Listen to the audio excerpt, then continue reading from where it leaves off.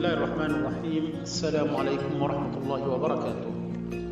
كنت أظن أكله حرام، كنت أظن أن أكل لحمه حرام، والكثير كان يظن ذلك، إنه الضبع، والضبع يجوز أكل لحمه، والدليل على ذلك ما رواه عبد الرحمن قال: قلت لجابر: الضبع صيد هي؟ قال: نعم. قلت: أكلها؟ قال: نعم. قلت: أقاله رسول الله صلى الله عليه وسلم؟ قال: نعم.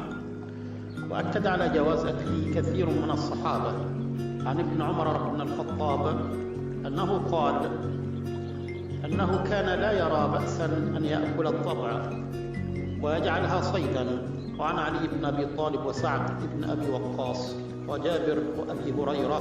وقال عكرمة: لقد رأيته على مائدة ابن عباس. وشكرا، والسلام عليكم ورحمة الله وبركاته.